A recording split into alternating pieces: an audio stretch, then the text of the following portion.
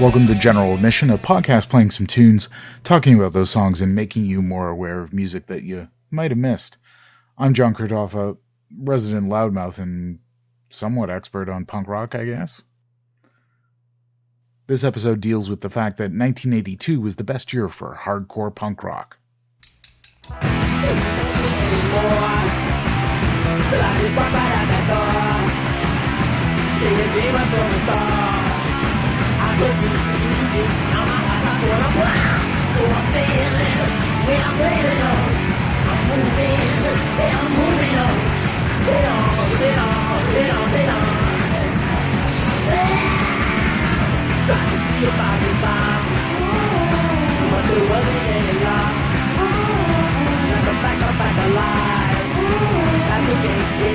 Everything is like a snack. So I'm feeling when I'm sailing on.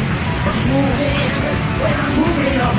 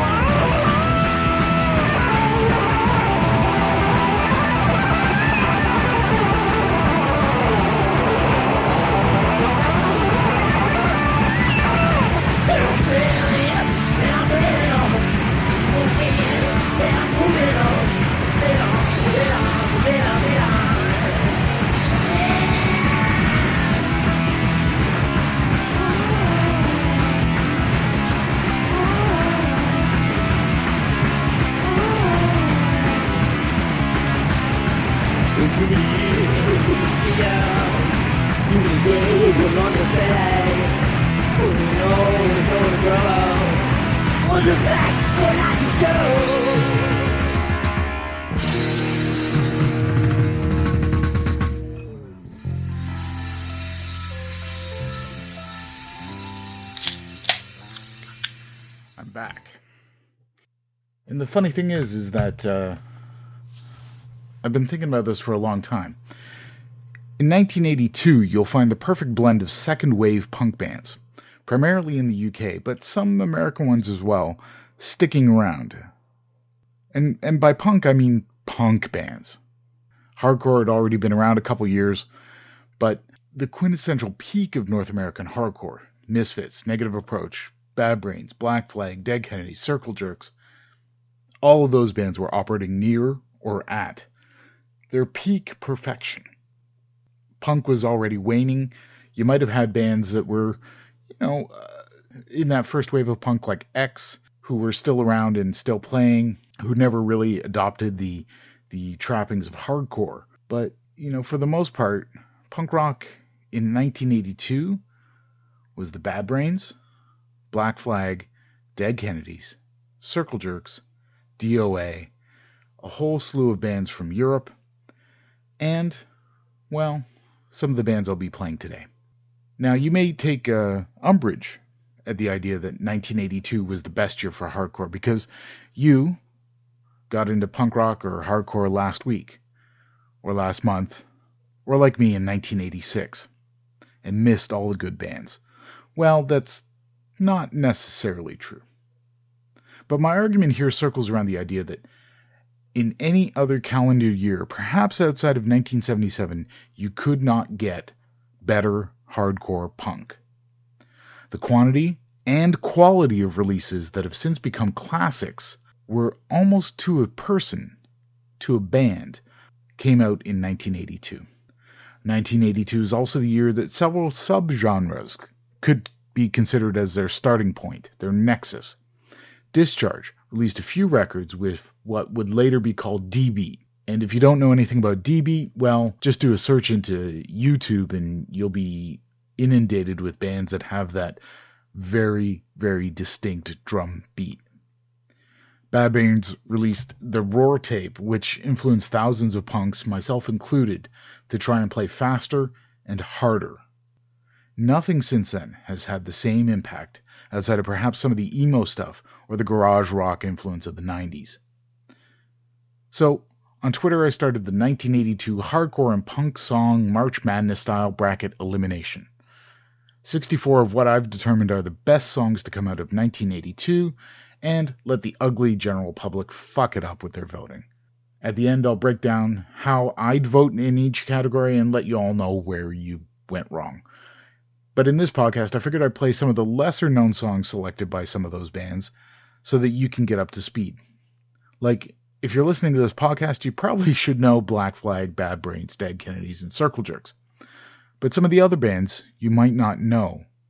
And that's what this podcast will be focusing on.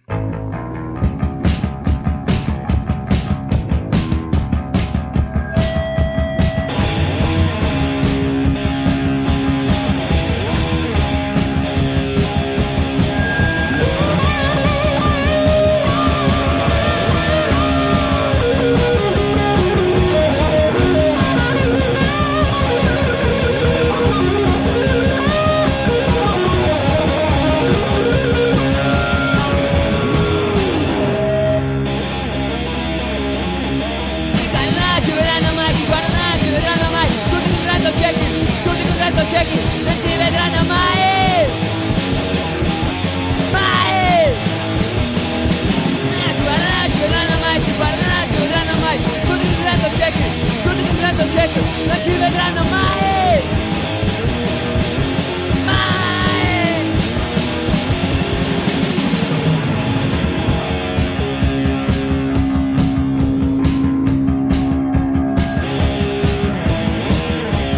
Parlano, non ci vedranno mai. Tutti così tanto ciechi, non capiranno mai il nostro modo di essere.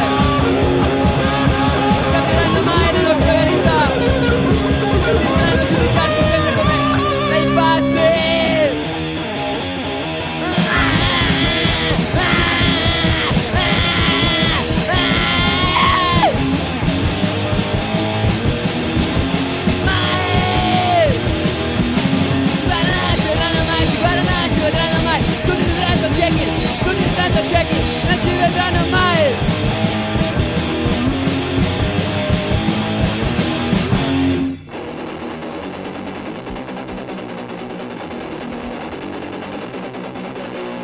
Sii te stesso fino in fondo.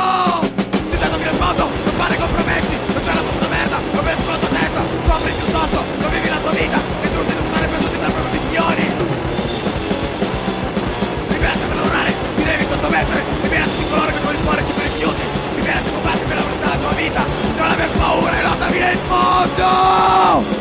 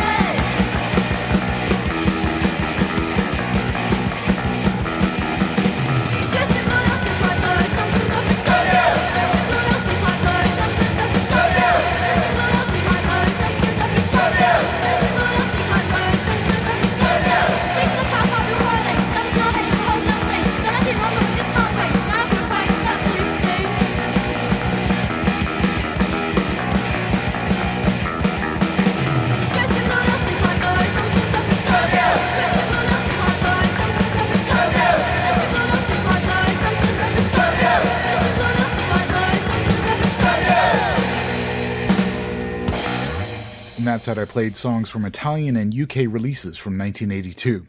First off, a song each from Indigesti and Wretched from the classic split 7-inch that they put out in, 1982. Indigesti played Mai, where Wretched did Fini in Fondo, and I'm probably screwing up the Italian, and I will definitely butcher the Finnish and Spanish later. I can barely speak English, so other languages are going to be even more difficult for a guy of my level of intelligence.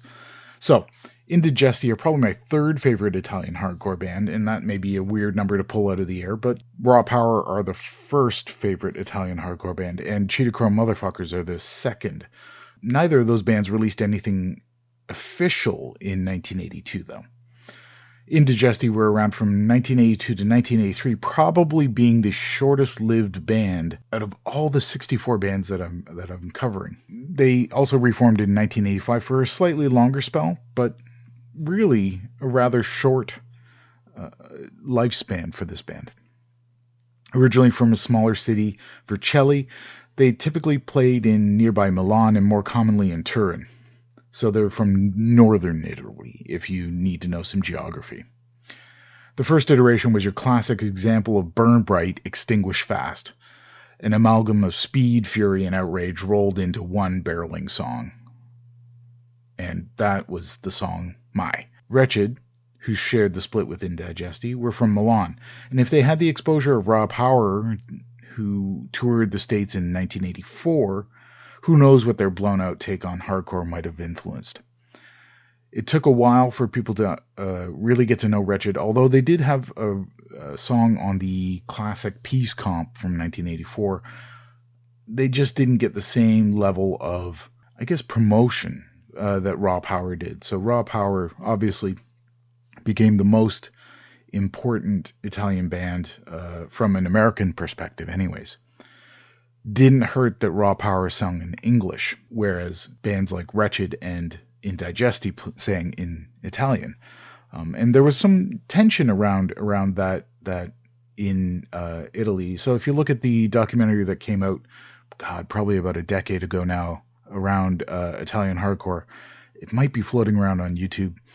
You should definitely check that out. It's totally subtitled, totally worth it to see how the Italian scene was absolutely hell-bent on destruction of themselves in some ways and just pushing the boundaries way more than any other band at the time were, outside of maybe the Bad Brains. Wretched were heavily influenced by Crass in the UK peace punk scene, which is strange considering that they sound a lot like Discharge, and Discharge were not really part of that UK peace punk scene. Speaking of the UK, I played a couple of songs from the Better No Future label releases from 1982.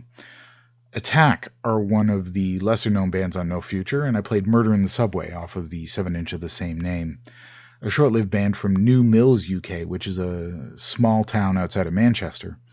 They were incredibly prolific for their time, releasing 2 singles and an LP in the span of 2 years.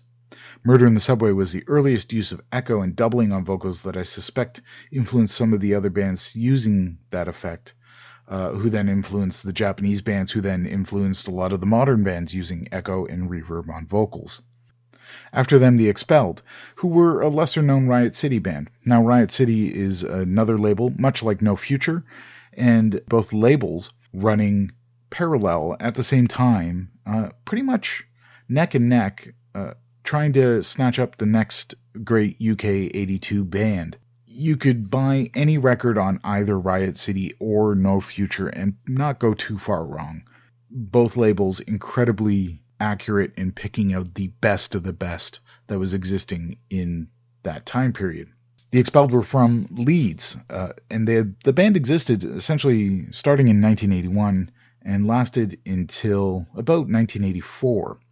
However, in 1982, the incarnation that recorded 2 singles, both for Riot City, were the only things that the band released. The singer, of course, that you hear on the record quit in 1982, and there was a rotating cast of singers until breaking up in 1984. There was a recent reformation in the mid-2000s, but that is not anything to write home about. Nothing spectacular released after the fact, but to me, No Life, No Future is a great song and easily one of the best UK 82 punks.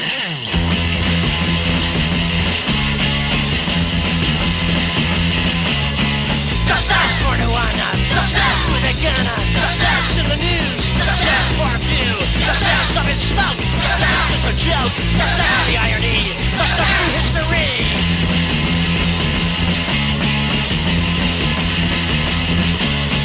Liberty is so nice, liberty with a price, liberty if you got bucks, liberty can really suck, liberty kill and rape, liberty it's on red tape, liberty no guarantee, liberty for you and me.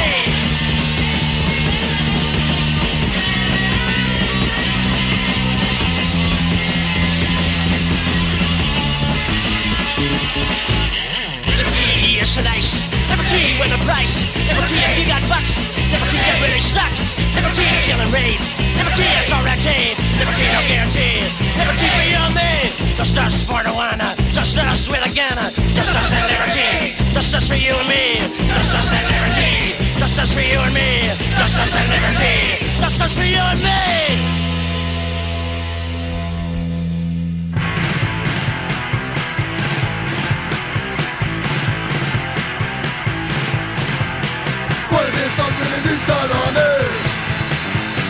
After a while you won't be sorry. Just don't make exits on road. Don't ever ask if you can go home. Falling, falling, falling.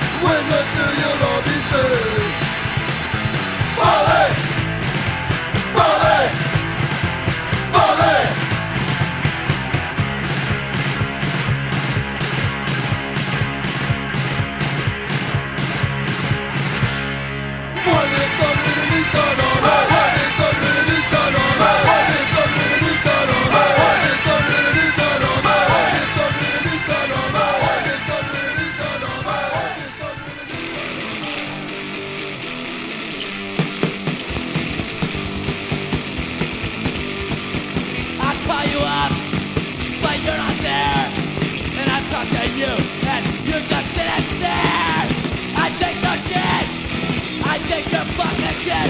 Make what you want of it, but I think you're fucking shit.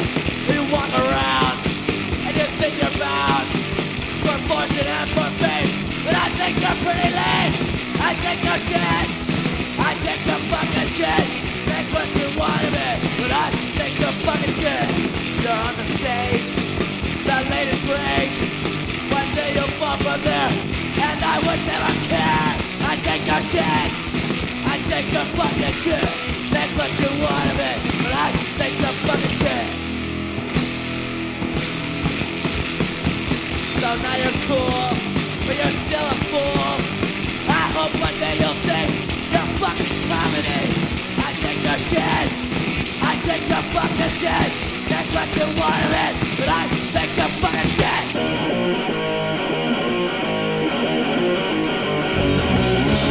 You get on my nerves, I'm gonna put you down. You've been saying lies on me all the time. I'm gonna fuck your head. You better be on guard, 'cause if I find you on the street, I'm gonna rip you hard.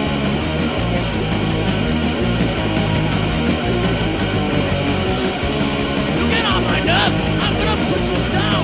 You've been saying lies on me all the time. I don't like your face, I hate it to the max. And if I find you on the street, I'll beat you to the rack.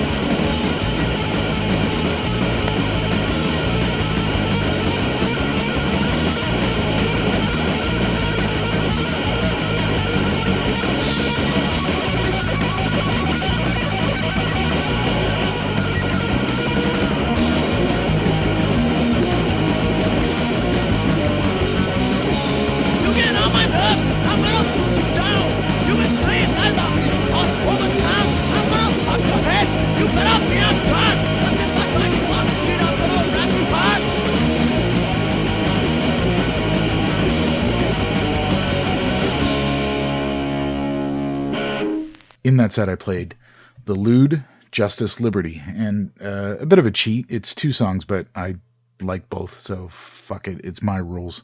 Now, you've probably heard The Lewd. Their 1979 7-inch is a classic, as is the LP American Wino, which this song was pulled from. And what you can hear, much like Black Flag, them go through the transition from punk to hardcore. And I think that's what's interesting about a lot of the bands that you're going to hear today, or tonight, or tomorrow, or whenever you're listening, is that you can look at these bands as sort of as a moment in time. And 1982 seemed to be that perfect blend of punk and hardcore, where hardcore had not been commodified or culturalized as a set of rules, but it was basically punk rock faster, or punk rock heavier, or punk rock more, punk rock plus.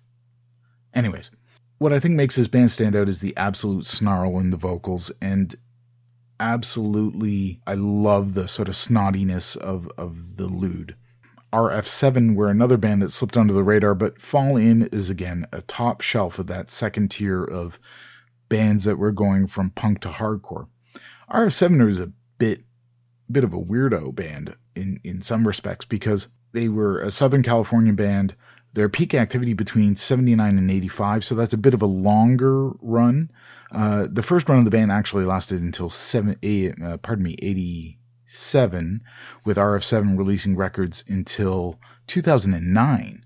So they never officially broke up. They just sort of reconfigured after 1987 and kept recording new records every couple of years. If you want to really dig deep, check out some of their later stuff. But for me, the military drum beat and the vocals on Fall In, which is absolutely amazing.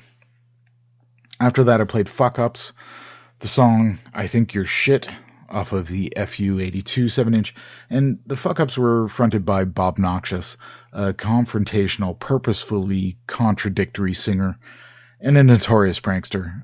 Minor Threat, Circle Jerks, other touring bands all fell to the pranks and the wrath of the Fuck Ups in minor and major ways. While the band could offend and provoke, they were musically on point. During their existence, they played with Verbal Assault, MDC, Code of Honor, and a slew of other San Francisco bands. And it's not because they were just good party dudes.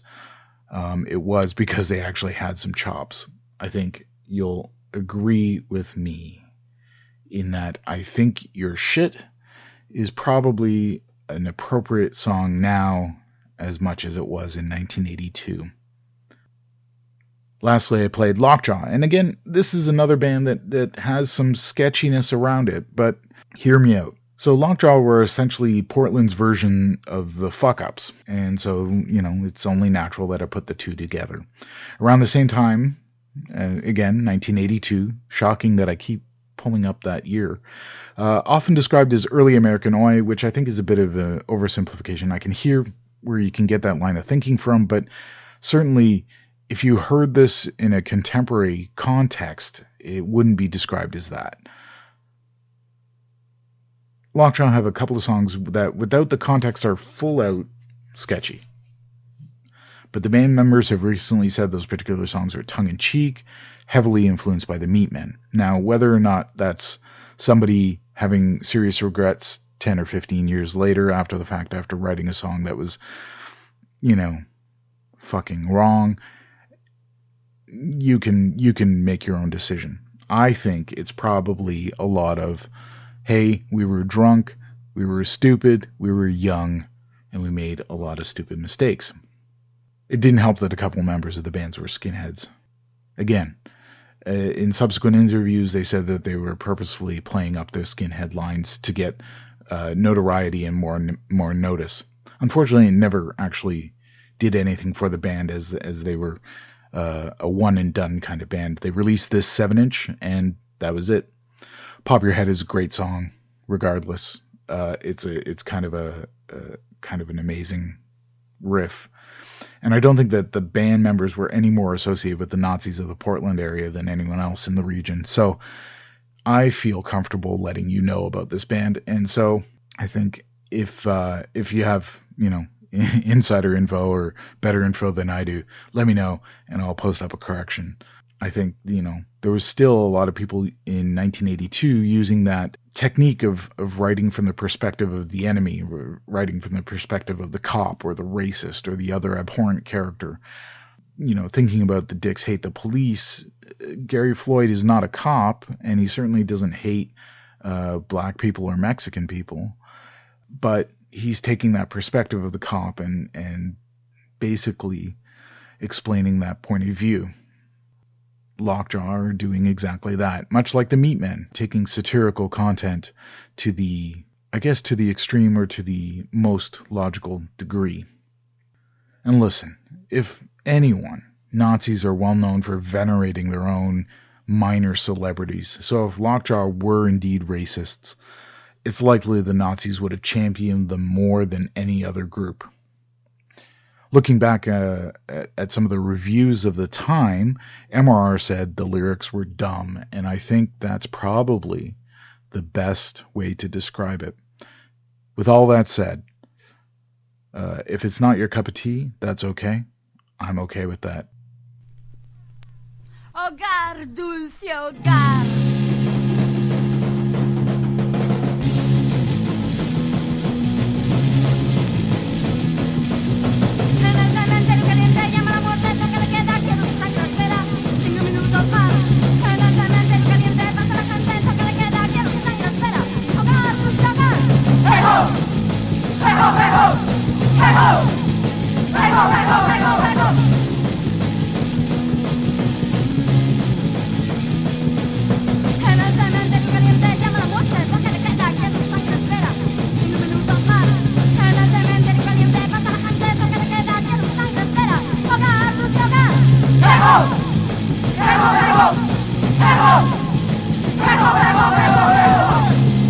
Somos el peligro social, somos la generación, somos malditos, somos vidas, luchamos por cosas perdidas.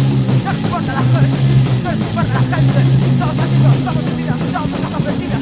Somos el peligro social, somos el peligro social, somos el peligro social, somos el peligro social, somos el peligro social, somos el peligro social, somos la generación, somos malditos, somos vidas, luchamos por cosas perdidas. No nos importa la gente, no nos importa la gente. Somos malditos, somos vidas, luchamos por cosas perdidas. Somos el peligro social.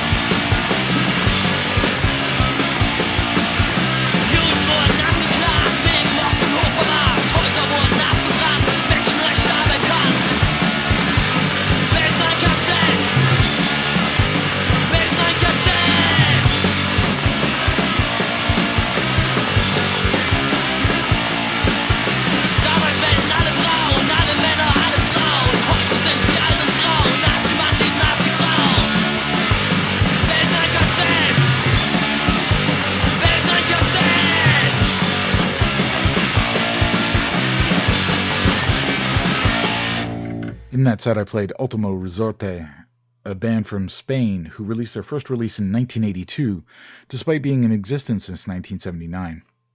You can definitely feel again that heavy punk influence of the songs, And the fact that there's 7 songs on this record really is a nod to the times. This is one of the first releases out of the second wave of Spanish hardcore. While hardcore was undeniably birthed on the west coast of the US in 1980 and maybe perfected in New York 2 years later by the Bad Brains, it took some time for hardcore to spread out worldwide. Remember, this is a pre-internet age where things took a long time and needed vehicles like Maximum Rock and Roll, Touch and Go magazine, and tape trading to get the word out on new and crucial and unheard bands. It's especially more amazing to me that bands like this were able to be discovered in hindsight by nerdy record collectors like myself, although I never dug this deep. But it just blows my mind that somebody put out 500 records of this in 1982 in Spain, and somebody found it and loved it and shared it, and it made it way onto tapes, and then those tape traders found original copies of it, and then, well, some bootlegs happened maybe, and all of a sudden it's a $700 record or a $1,000 record on eBay. Blows my mind every time it happens. So the fact that hardcore took some time to spread out, maybe some time to ferment. Spain was no different than most of the other European countries outside of maybe Finland and Sweden, who were there quite early. Next was Lixomania from Lixomania Violencia and Sobrevivencia, and I probably butchered that, and I apologize if you're Portuguese. They were from Brazil, and they cranked out a masterpiece of Brazilian hardcore in 1982 as their only release, the first hardcore Brazilian 7-inch EP. Apparently Ojo Seco were supposed to be first, but chose to release the sub-compilation to help out the entire scene. Whether or not that was the reason, Lixomania are certainly a wild-sounding band. Like many of the bands that had releases in 1982, they started in 1979, played a few years and stopped. The drummer also played in Fogo Cruzado when they reunited in 1987 and continues to play to this day. Everybody else in the band vanished or has not resumed using those assumed names. After Lixomania, I played Skit Slickers or Shit Lickers, depending on which version of the record you own, and the song Leader of the Fucking Assholes off of the GBG 1982 7-inch, which is also known as the Crack Cop Skulls 7-inch EP. Shit Lickers have a pretty tumultuous and short history, formed in 81 but ended shortly after 82. The Swedish band was the first Swedish D-beat band. Their sole release was repressed unofficially several times and outright bootlegged about 3 or 4 times throughout the 90s and early 2000s. The Negative Insight label and zine got an official repress in 2016, and it's certainly worth the price of entry.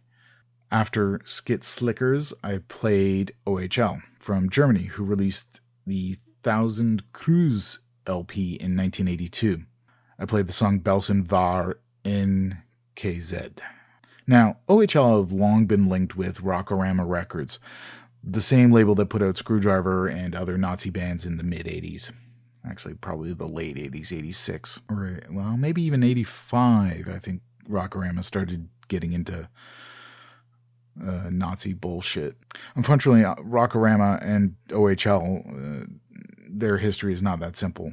The first 45 releases on Rockorama are perfectly fine. None of them are particularly offensive or containing any racist content. In fact, Rockorama, that is, released a whole series of Finnish bands, propaganda, that were on the propaganda label that were overtly anarchist and anti-fascist. So how did this band, OHL, get to be a band that is not fascist? Although they also denounce both sides of the coin, so they certainly don't like communists either. And I guess in hindsight, if you were from West Germany in 1982, you would certainly have some problems with the fact that your city was split in half and your country was split in half by communists and, because of fascists. So, the first 4 years of a label, having releases from all over Europe, featuring some anti-fascist bands, turns Nazi. And your band, OHL, happens to be on that label. what do? Well, you play for another couple years and then you call it quits because too many people are associating you with their Nazi label. OHL came back, though, in the mid-90s, although slightly changing their sound a little bit, going a little more pop-punky, a little more Bad Religion-y, let's say. Still have to constantly denounce any fascist connections, which is unfortunate because OHL are a great example of early hardcore sprouting up in Germany. Not a country known for its hardcore or even punk rock. There's not a lot going on there. Certainly check out OHL.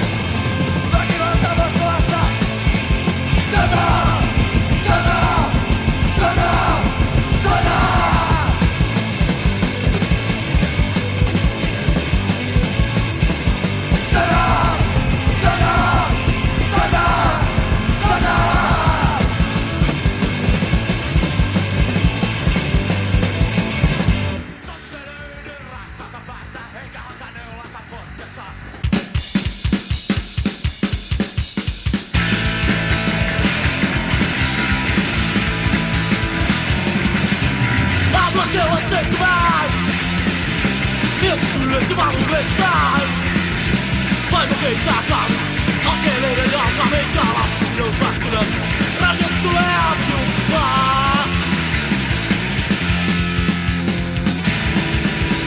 当时你记得把我黑，让人都要就散。Lapset on johtimassa, molemmat tekee jo läksiä tarkoituspäivää. Se on samanlainen kuin huominen.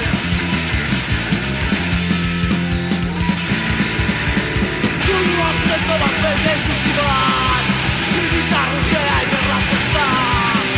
Vai tuupaistaa jokin jonkun raikkaa. Kukin jo pajan takaa hyökkää.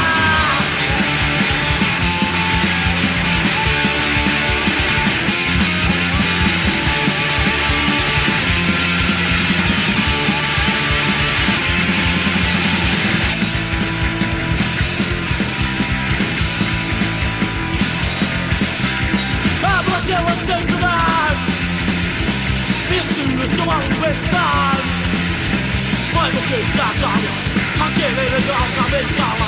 Noustaan ylös, radios tulee aamujumpaa. Kun lapset ovat menneet mukaan, hyvistä rupeaa ei me ratsastaa. Vai tuupaistaa jokin jonkun raikkaa. Kukin jo vajan nakaa hiertää.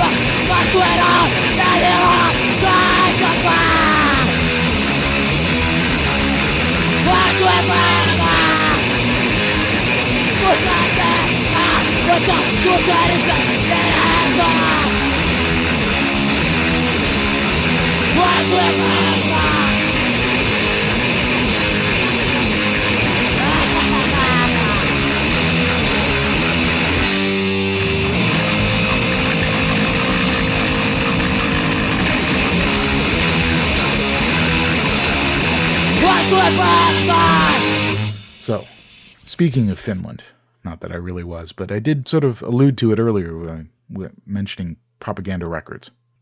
The last set was all Finland. And really, out of any other country in 1982, outside the US and the UK, Finland is the home of the most prolific and quality hardcore releases. And you can even narrow it down to one city, Tampere, not Helsinki. Strange, but true. So the first band in that set was Ristitit, or Ristitut, and the song was Tomiko ta Systemi, off of the Laki ja Järjestis, and I probably butchered all that. You can play it back. In fact, somebody please, make a supercut of me fucking up all the foreign language stuff out of all 10 episodes of the podcast so far. That would be fun for somebody else to listen to. I'm not going to do it because I have enough sense that I know I fucked it up. I'm not going to fix it.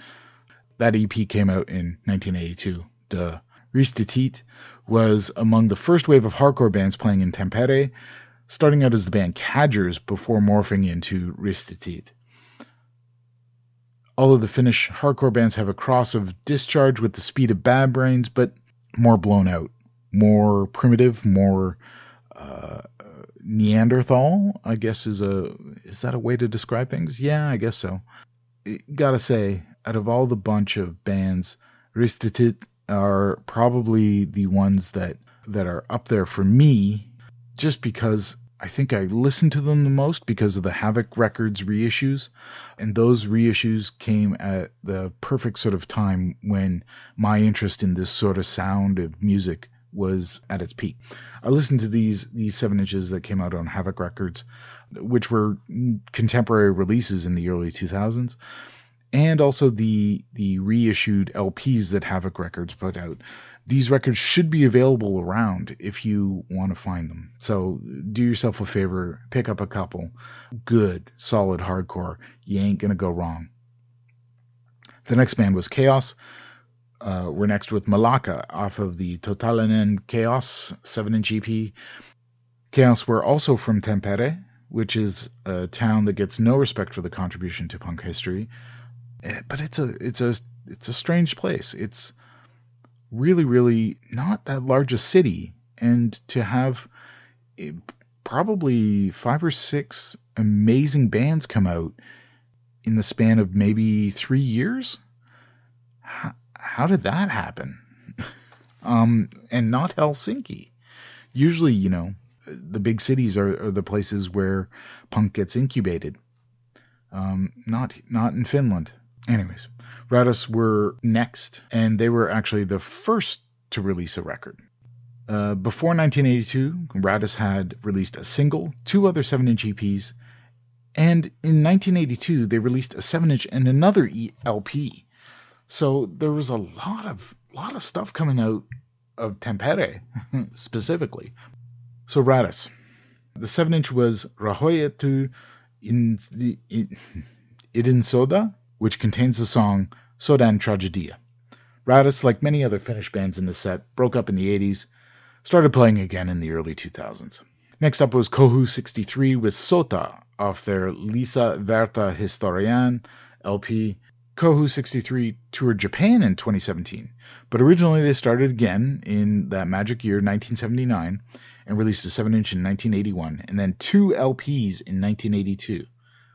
So I think if we total up all the Finnish releases so far, we have 3 LPs and 5 7-inch EPs from just 4 bands. Absolutely astounding. So Kohu 63 released those 2 LPs in 1982, and after that, there's nothing for a spell. Turns out that Lata, the singer, went to jail. When he got out, the band resurfaced in 1986 and played again until 1992, and then again had a little break. I don't know if it was for jail this time or just they had enough. And again, they resurfaced in 2002 and still play to this day. A classic hardcore sound. One of the unheralded bands, certainly from Finland. After Kohu 63 were Lama, probably my favorite band from my favorite Finnish band from the era. Lama, again, were early to start, 1977 in this case, and then disbanded in 83. They never really played hardcore, but added some harder elements on their self-titled LP, which is where I grabbed the song Tanan Katona from. And finishing up the 1982 review, Bastards. Essentially a band from between 1980 and 1985. Bastards cranked out a couple of EPs and an LP during that time. There was, like many of the other Finnish bands, some of the level of tumultuous turnover of members. And in fact, Bastards shared members with Kohu 63 and Ristitit, 2 other bands you just heard minutes ago. I played Huominen Tule Pananyan Alka. Again, make a supercut of all my fuck-ups. And it, anyways, if you want, you can give me a pronunciation guide and I'll fix it. If you know Finnish, especially if you know Finnish. But if you know Spanish and want to give me the names correctly with the right inflection, I'll just cut them in and give you props at the end. Anyways, that's it. Go vote on the Hardcore 82 March Madness on Twitter. It'll probably be happening most of March and maybe some of April. A couple of big pieces of news, I suppose. I'm going to Japan for a week and a bit in April, so things may be short, early, late, not happening. You've come to expect that from me, so that's okay. I appreciate and deeply thank you for sticking in there. But what that means is that there's actually going to be a whole new batch of media that's coming out, and it will be so the stuff that I'm planning on doing in Japan is a punk's guide to Tokyo, Osaka, and Kyoto. So taking a particular punk lens and looking at the travel aspects of that. So if you're going to be interested in that, look up General Admission on YouTube. We've got a playlist from podcast number 1 up there. There will be another couple of playlists coming in the near future, and an intro video where you get to see my ugly face. We're going to shoot that video hopefully this weekend. So lots of things coming, lots of things on the go. Hopefully I'm not shooting my mouth off and not being able to deliver, but I expect I will be able to deliver on that unless something catastrophic happens. So for that, I'm John Krutoff, and this podcast has been General Admission. For today's playlist and more stuff I'm writing, please visit General Admission blog on Medium at medium.com/general-admission. If you want to interact on Twitter, it's GENADM show. That's all one word, all lowercase. And please check out the HC82 March Madness hashtag and answer the polls where you get to choose your favorite song of 4 and help your cause advance through the brackets. If you're old, an email, generaladmissionshow@gmail.com. And as always, if you don't like this podcast, in the words of the amazing Big Boys, go make your own podcast.